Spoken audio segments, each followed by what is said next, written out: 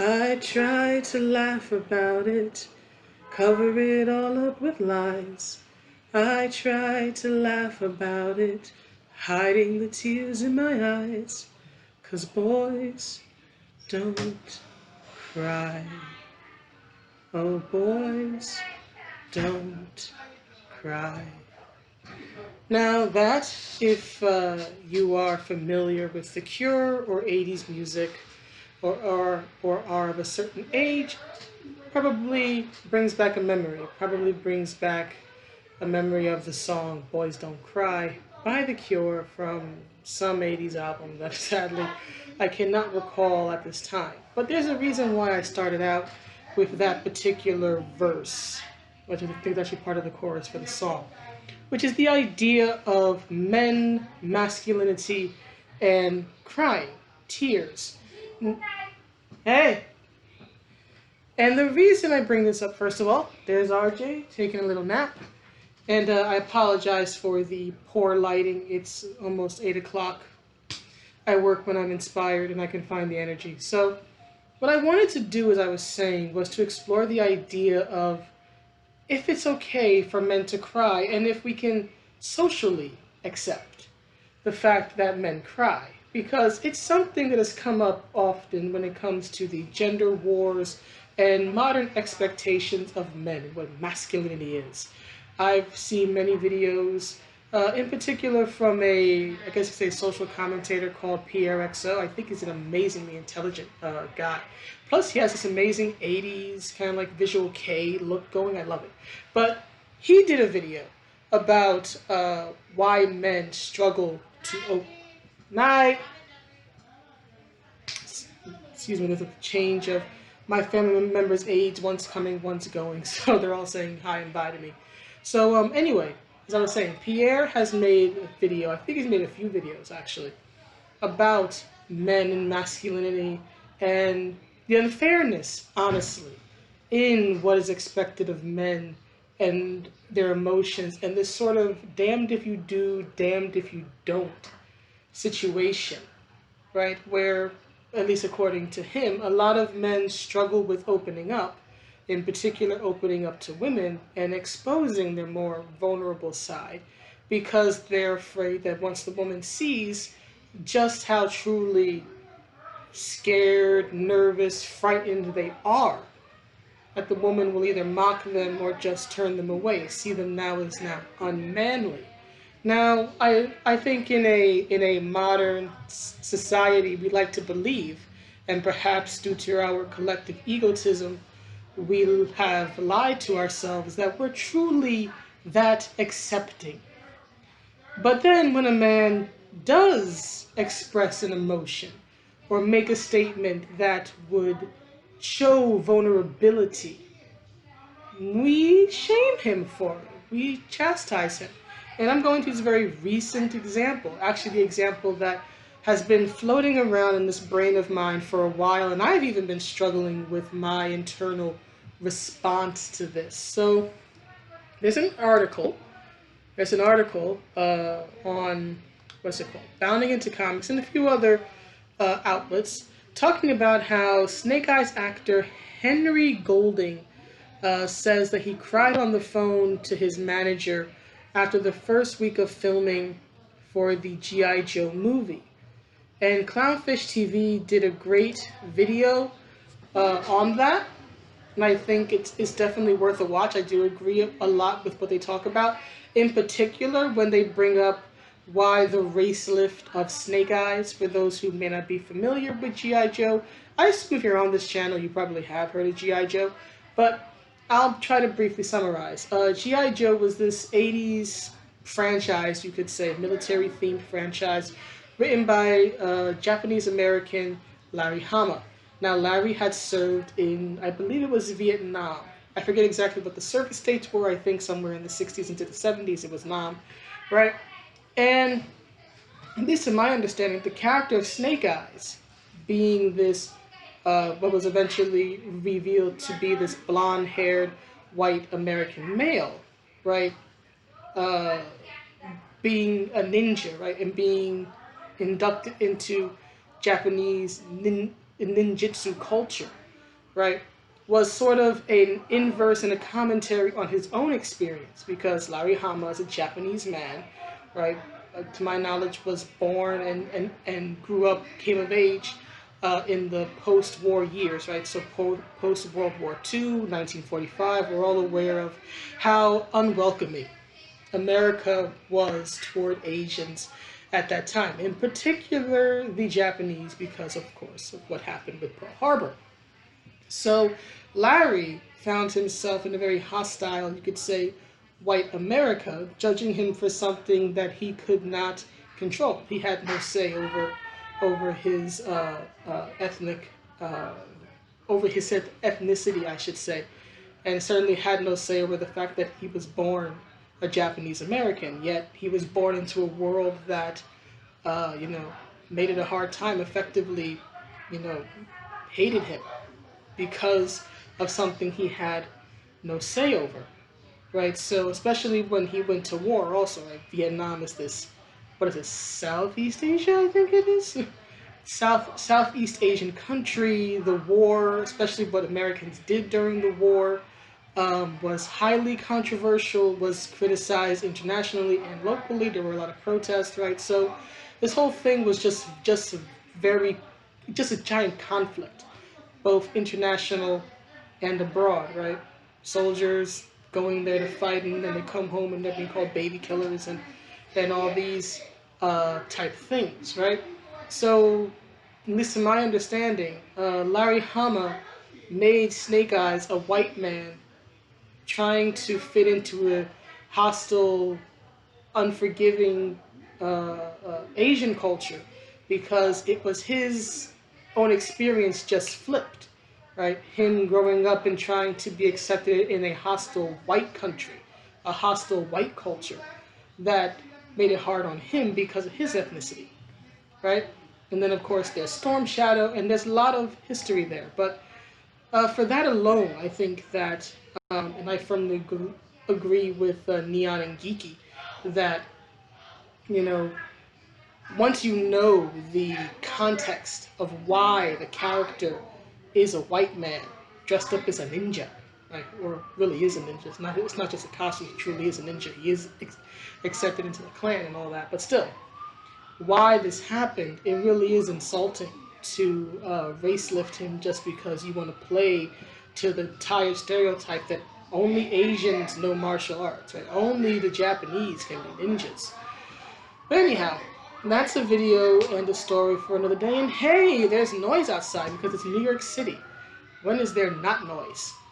But what I want to get back to is this idea of masculinity and vulnerability and crying, and if that makes a person less of a man. Because, as Henry Golding stated, or at least according to the article from Bounding in the Comics, it says, actor Henry Golding has described his first week of filming the upcoming G.I. Joe spin-off film Snake Eyes as a literal hell due to the physical requirements asked of the actor to play the titular ninja. So it says here, in a recent interview, the Crazy Rich Asians and the Gentleman actor exclaimed that Snake Eyes just blew me away. And he goes on to say, I'm trying to find it here. It says here that the actor also discussed how the physical demands of the film's stunt choreography and his own private fitness training was painful, and how the film is definitely much more of a martial arts film than a superhero movie. And he goes on to explain regarding the training, it's very, very physical. I effing hated it in the beginning because I couldn't even squat down and go to the bathroom. The first week was literal hell. I think I cried on the phone to my manager. I was like, I don't know what I'm doing. Right, so here's the thing. And here's the part where I come into deep conflict with myself. Because on the one hand, I can, to an extent, sympathize with Henry Golding. Training for an action movie, especially a superhero action film where the general appearance of the character is already preset. You're not dealing with an original character, although in this case they race lifted the guy. right? But in most cases, right, you are dealing with a character who already has, excuse me, a preset, well-known appearance, and the audience is going to expect the actor or the actress to get as close as reasonably and humanly possible to that preset appearance as possible. And to do that, what a lot of actors have to do is go through an intense training program of at least 9 months, I think. Maybe between 5 to 9 months, depending on where they already are, right, in their physical training. One moment. So as I was saying, so these actors, and again, it depends on how fit they already are or aren't, and whether they do action films regularly, right? So they only have a few months, less than a year, to try to get even a smidgen close to a body that would honestly take intense dedication, including lifestyle changes, how you eat, how you exercise, how you sleep, everything. If you want like a bodybuilder look or martial arts or whatever, right? If you're familiar with sports, in particular very physical combat sports like martial arts tournaments, UFC, MMA, even pro wrestling, right? As goofy as it is, you have to live a very strict, disciplined lifestyle to be effective in that particular sport, right? You can't just eat whatever and train whenever. No. It's everything is incredibly structured to get you to a certain point, and that takes years. So these actors have to do in months, or try to do in months, what would really take even a fit elite athlete years to get to. So, on the sheer intensity of it all, on the one hand, I actually do feel for the guy. It's like, I'd probably be in tears too if I was so sore um, after a week of training that I couldn't even, sit down in a chair or sit down in the toilet. And then there's the other side of me. There's the part of me that is still an athlete inside, although obviously with my body, I am way out of shape, but I still, at least I like to believe, I still have the mind and soul of an athlete. So there's the part of me that has that. There's the part of me that reflects back on my own um, athletic experiences. For example, there was a time when I was a teenager, I had like 3 gym classes, like twice a week, I think it was. 3 gym classes in one day, including all the other classes I had to take at the time I was in high school. And dear God, did that hurt. I think I was hurting for nearly a month. I was hurting for nearly a month whenever gym class came, because I had 3 of them in a day. And if you've been watching my videos for a while, you probably have figured out that I can be fairly intense when I'm truly passionate about something. And when I was younger and fitter, at that time, I will admit, I was probably in the best shape of my life at that time.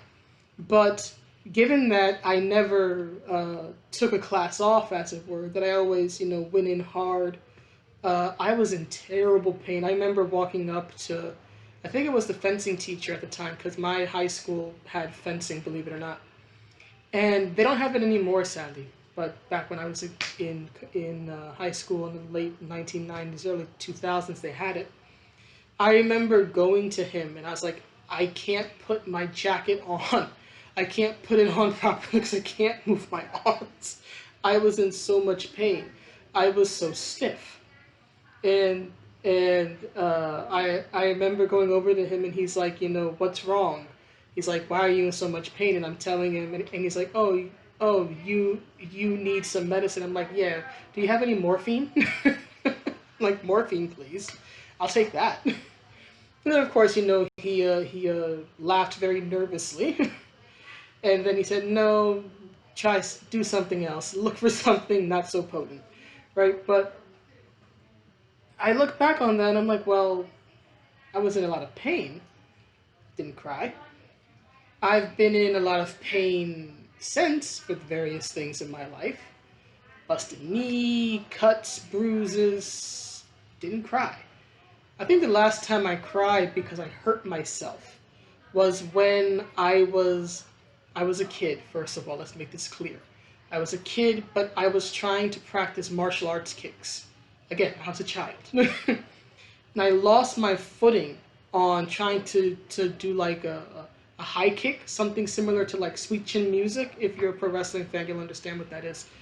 And I fell and I landed on my shoulder, and I was in so much pain. I was in howling pain, and I thought I broke my shoulder. And they get me to the hospital. It takes forever and a day to get to the hospital, and in the end, my shoulder wasn't broken. I don't know how it wasn't broken, but it wasn't broken. I'm like, well, why am I in so much pain? And they didn't even give me anything, or if they did, I was in so much pain, it didn't matter, right? But I look back on those things and I'm like, well, I felt intense physical pain, and with the exception of when I fell on my shoulder, I didn't cry. Several years ago, about 5 years ago, I tripped on the stairs in the subway, hurt my knee to the point where I was like literally hobbing and like limping for a week. And yet I did not cry. I growled, I glared at people, I spoke in a very tight voice like this, but I did not cry. I don't know if I have a high pain tolerance or if it's a matter of pride, because I'm a very prideful person. But I didn't cry. I have felt intense pain in various ways, both physical and emotional. Well, the emotional stuff has made me cry more than the physical pain has, but it's probably been years since I have cried because of deep physical pain, despite having hurt myself in various ways plenty of times over the years since the 20 some odd years I was a teenager. So there's me reflecting on my own experiences, which is probably not a fair comparison, to be honest. But then there's also the other side of me that reads Henry's comments, and as much as I don't want to think it, I end up thinking it's like, WHAMP! WHAMP! Because I think about all the sports I have followed and all the athletes I have admired and just how tough their training is and just how much pain they've gone through, not just in their training, not just to look a certain way to play a role, but to actually live this life, whether it's as a basketball player or a pro wrestler or a fighter or an Olympian or whatever it is. You have people who dedicate their lives to a certain sport that causes them great physical, not to speak of the emotional toll of it all, especially if you become, a big star and successful and you become the champion and there's a target on your back and all this other stuff, right? But just the intense physical training that they have to undergo, usually from a very young age. Most pro athletes don't, just start in college, right? They start as little kids, whether they're just playing on the playground or they're part of the Pee Wee League or the Little League or whatever it is. Most of them have literally been playing their sport for all of their life, and they've been dealing with injuries in that time too, and dealing with training and dealing with a whole bunch of things. And yet, very rarely will you hear an athlete, a current active professional athlete, talk about crying when they get hurt or when they're exhausted. And maybe that's it. Maybe it's what I like to believe about myself is that from Henry Golding, it can almost sound like him being an entitled actor and complaining about the work he has to do to become something he's only going to be for a few months at best. And then he goes back to his regular life and his regular roles, which are usually not action roles. Whereas with athletes, usually when they break down in tears, it's either because they won and now they're the champion, they lost by that much, by like a point or 3 points, and they break down because of that, or it's an injury like ankle sprain, not even ankle sprain, like an Achilles tear or ACL tear, right? Those type of things that can put an athlete out for months, if not years, and will certainly impact how they perform for the rest of their career, even if they come back. A few examples that come to my mind, being such in a sports enthusiast, is when Kobe Bryant pulled his Achilles tendon, I think it was. He pulled his. This was like a year or two before he retired. R.I.P. Kobe. But he pulled his Achilles tendon, and he came back out. He got fouled, so he got free throws. So people saw he was injured. People didn't know at the moment how serious it was, but people knew he was injured. So he came back out stone faced, and you knew he was in terrible pain because he was like doing this, like that type of thing. But otherwise, he was stone faced, and despite standing essentially on one leg, right? He makes the let me try to. He makes the free throws, makes them both actually. Then there's of course the NBA Finals a year or two ago, when Kevin Durant and Klay Thompson both had season-ending injuries. I think what was it? I think it was Achilles tear or something, that ACL. One of them had an ACL. I think that was Durant, because he had been out on serious injury earlier and he came back too fast. And then Klay, I think, tore his Achilles, similar to the way Kobe did. And then there's, of course, Derrick Rose and his ACL tears over the years. Yet you never hear about these men crying, right? Or if they are crying, it's because they're in severe pain that makes it so that they can't play anymore, right? It's not next day muscle soreness, like what Henry Golding seems to be describing.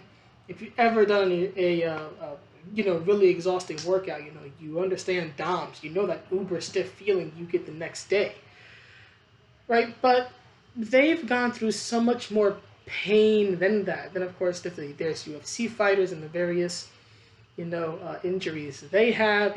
Broken. What is it? Michael Bisping has a busted eye, right? I think a detached retina. I think it is. And what was it? Joanna Jacek, I think. She had that hematoma, made her head look like alien-like when she fought, what's her name? Weili Zhang, I think it was.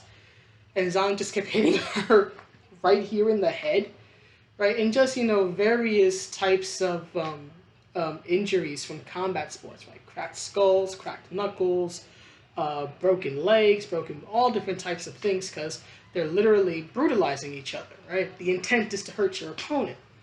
And then, of course, there's my sport of choice, which is pro wrestling, which is well known for its injuries. You can't find a pro wrestler who isn't injured. In fact, many pro wrestlers retire earlier than they want to because of serious injuries.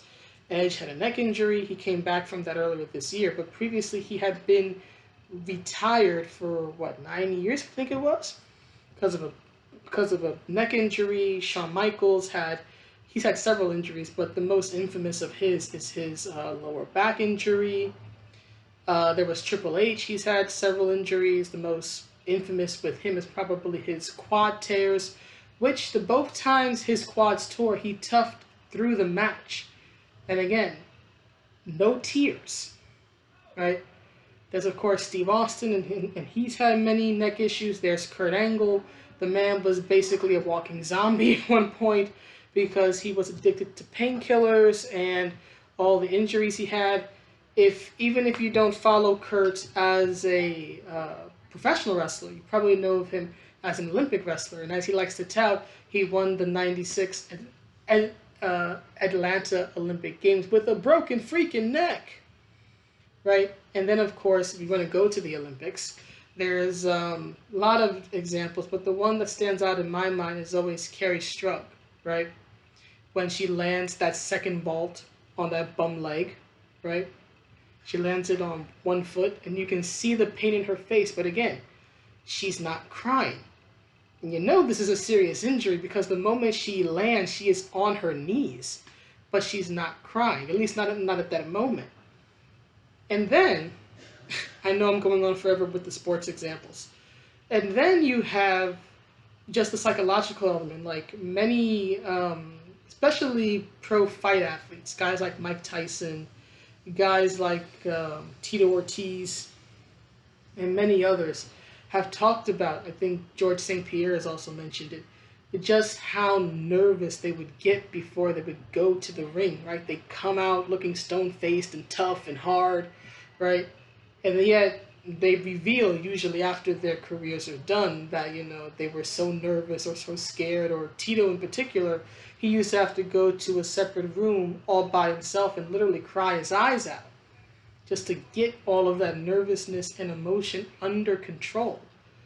So it just makes me wonder in myself, am I being fair when I view Henry Golding as an entitled actor crying about his training, when I know that, one, real athletes do cry and they experience intense amounts of pain?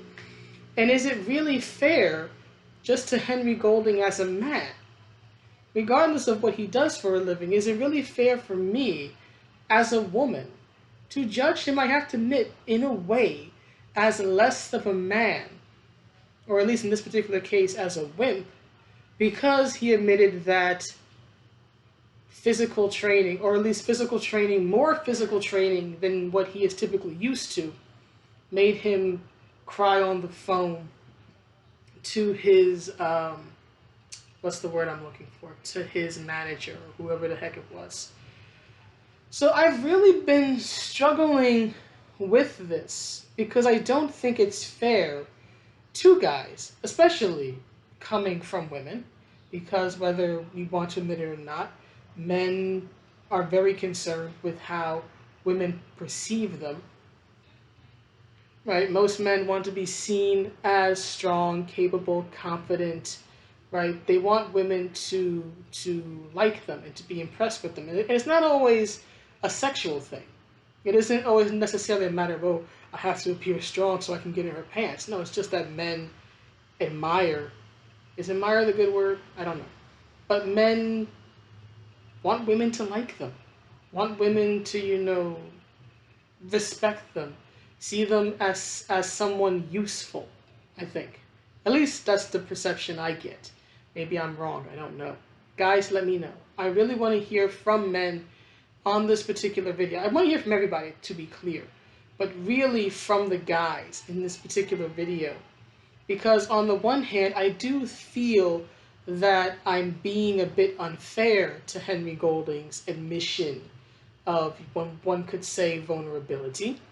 Admitting that, yeah, he was in so much pain, it caused him to cry to his, what would you call it, his manager on the phone. And then on the other, there's the part of me that goes, you punk, you don't know what real pain is, you don't know what real training is, you couldn't live through what so-and-so went through. And there's a part of me that acknowledges that that's not fair. I certainly wouldn't want to be held up to the same standard as, say, Carrie Strug, when obviously I am nowhere near that. So I wouldn't want that done to me. Yet at the same time, there's a part of me that reads this and I'm like, dude, toughen up. And I know it's not fair, but I almost feel justified in not being fair about it. And then I feel bad that I don't feel that I feel justified in not being fair about it. It's almost like asking someone to get good at a video game they've never played before, and that they have no intention most likely of ever playing again. That's the best way I can put it in gamer terms. And I'm not sure if that's fair, but then at the same time, there's a part of me that doesn't really care that it's fair, because it's like, well, you're playing this game, you're playing Snake Eyes, you agreed to this role, suck it up, Buttercup. So I'm really torn in this regard. There's the sympathetic side of myself, then there's the unsympathetic side of myself, and they're at war and I can't quite make sense of it. But on the greater notion, is it fair to men? Is it fair to Henry as a man for me, a woman, to judge him as less of a man, or less strong, or less capable because he showed vulnerability. Because I certainly wouldn't want someone to say, make fun of my brother, or call him lesser in any way just because he displayed vulnerability. In particular, in uh, crying out in a sense over pain.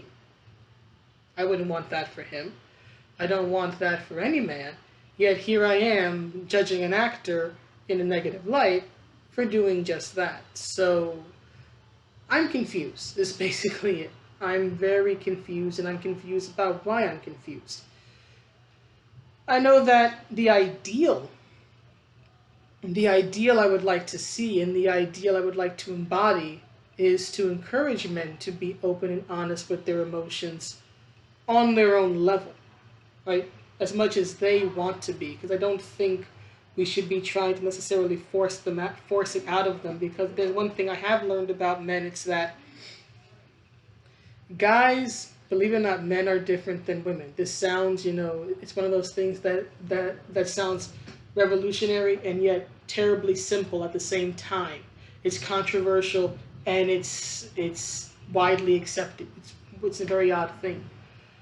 And they don't process things necessarily in the same way women do. For example, a lot of guys tend to want to take action.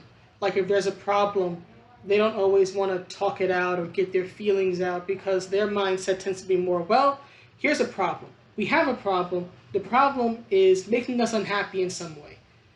I don't like this. So let's solve the problem and then we're not unhappy anymore. Right? Men tend to be more practical, I find, in that way. Whereas women, we kind of, generally speaking, want to get our emotions out, want to feel heard, perhaps even justified. I'm guilty of that. I did nothing wrong!